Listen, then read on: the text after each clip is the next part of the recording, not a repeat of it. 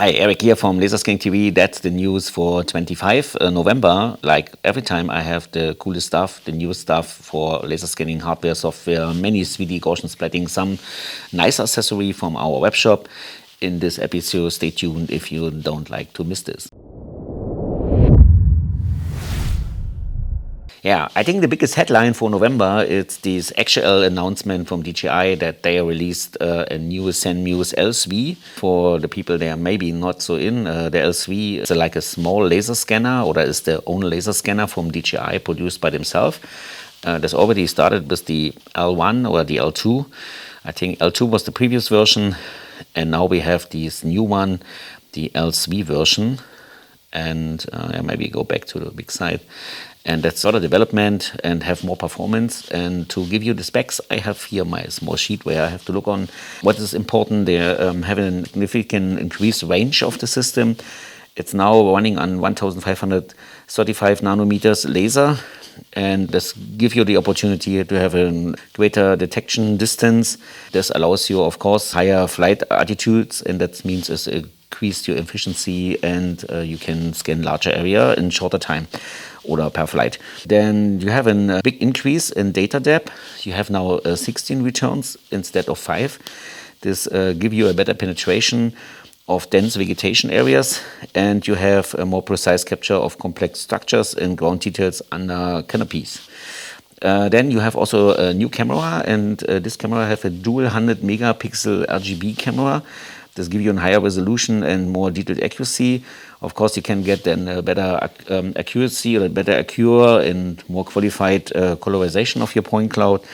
And you have a smaller laser footprint, and this means that you have less noise and improved detection of thin objects like power lines. You have more flexible scan modes. You have now a new star-shaped scan mode, and this is an optimal combination of accuracy and area coverage. And we are suitable with different or various application scenarios with this new sensor. Check this out. The next sensor what we have is is the Mala Geodrone. I think this company who developed this coming from the Baltic states. And Mala, I think it's a GPR producer from Scandinavia. And GPR stands for ground penetration radar, means that you have sensoric where you can look in the earth. Usually you have this on car-based or trolley-based systems, and then you walk over the surface.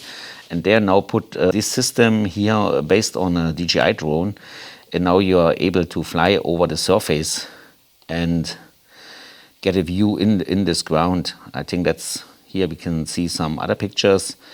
I think that's very interesting.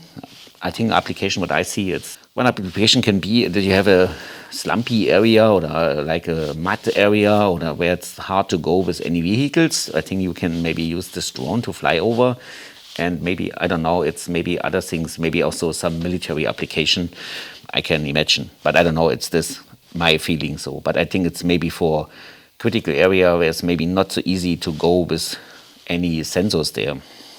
Yeah, and then next one, we go to big company. Hexagon announced, we stay in this kind of field. Hexagon announced that they acquired Inertial Sense, and to strengthen its own positioning portfolio. Inertial Sense is a producer for small, cost-efficient and accurate EMUs and GNS units. We see it here. So that's what you need. Like if you fly with a drone, if you have your mobile system, if you have a terrestrial, like a SLAM mobile scanner, many of them using this kind of sensors to get in information about your 3D movement and walkways, and additionally with GIS with your absolute positions. And Hexagon already have a company they call it Novatel. I think it's on the higher scale, like a premium brand for super high accurate system what they can use on their higher mobile mapping system like Pegasus. And now they have a system what looks more to the lower end side and have small sensors for like mobile devices. And I think it makes sense to them to have now a producer on the technical on the lower end, cost effective and accurate, and of course have also the high accurate system for different needs. Then we're looking here, another announcement is that Bentley have set up a strategic partnership for advanced smart construction with the company Earthbrain. I never heard it from Earthbrain, but Earthbrain is a partnership established in 2019 between Komatsu and Cesium. And I think in Earthbrain, it's a joint venture between different Japanese companies. One is Komatsu, it's a big producer for excavators and construction material. Then it's an NTT Docomo business, I don't know them, and Sony Semiconductor Solutions. And Nomura Research Institute, also different kinds of Japanese institutes and high-tech companies working together. I think Sony Semiconductor means maybe they want to install then small Sony time-of-flight, solid-state sensors they're working for on this. And to giving an idea what they have, they're working here on this field of smart construction, getting a 3D view and then bring it in the view. And with Cesium, they had these free web viewer to use this, and Cesium is now part of Bentley, and that's the reason why they're probably working together. And then we're moving forward. We stay in software area. It's now from real world capturing to interactive simulation, and LCC, that's the software from Xgrid, producer for mobile scanning. It's now having now an integration with NVIDIA Isaac Sim. And for what is this good? You see here, it's a robot. NVIDIA Isaac Sim, I have here a small overview, is a software platform. And you can put their different data inside and generate a reality scenario. And then you can train your robots inside of this scenario and giving especially for pathway finding. So imagine you have a robot who should operate in a factory. You need before a map, also he can operate an own map. That's definitely possible, but can be done live, but this is tricky. Another way, it's before to scan it maybe with a SLAM scanner from Xgrid, put this inside, and then you can export this scenery from Xgrid now in this NVIDIA Isaac Sim, having the scenery there, and then you can giving a pathway, as you can say the robot should go from here to there, and then he can do it in the ROS algorithm.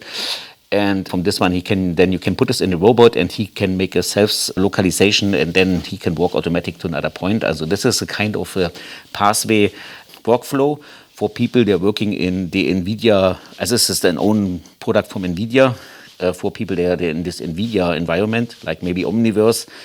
Of course, there's also open source solution for this. This is not the only one, but for people that are maybe in this NVIDIA world, and you need also powerful NVIDIA systems to do so, that's a very nice workflow that you can directly integrate this data in your system. Okay, and I think that's a little bit maybe putting in the same stage with this announcement from Vesus. Vesus also now supports Xgrid LLCC format. I think the same is I think there is now an SDK, also like a software platform, and I think these are now open source to different companies, and I think maybe NVIDIA used this platform for their Isaac simulator, and even here you can see it, we jump inside, it's now in this new software here from Vesus. They can now open direct, you see here is import or Xgrid imports, and then you can click here native Xgrid files, and you don't have to export this before in OBJ or the PLY.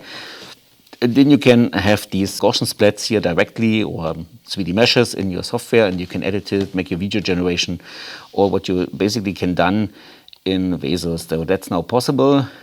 Good information.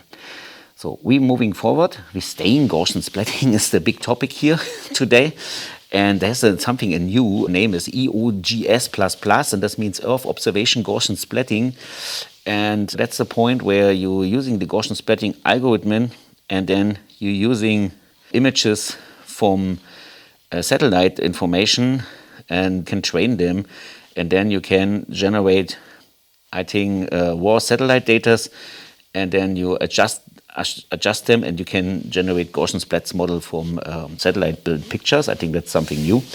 That's also an interesting information. And this is developed by researchers. So let us move forward. We stay in Gaussian splatting. There's something also interesting. It's a macro Gaussian splat demo. I think it's done by Danny Biddle, is the name of this gentleman. And we jumping inside here. Looks here, I think he makes some macro images, and then he calculates a 3D Gaussian splat model from this. And it's very nice. I think maybe I can make it on the full screen. Looks how many details you can get from this. It's very interesting. So that's as many people say, looks that Gaussian splatting is maybe the super new system. There's a new technology to presenting objects in 3D. So we stop this here. And we also done a video. It's I think we can link it. It's mostly only in German, but we tested the new mobile platform from XSquid and explain it a little bit. Maybe you can have it with an English subtitling. But we make a test, put this on our car, drive around. Even this tricky installation works well, and we also show in this video some of the results, some of the point clouds. So if you are interested, I think we will link this and then you can check this. But this video we only done in German. So, and then I'm finally done. Like every time, don't forget to help us to grow the channel, subscribe to the channel, leave a comment, or send us an email. Yeah, or forward this video to somebody else who's maybe interested in. I say bye-bye, Eric, until the next episode.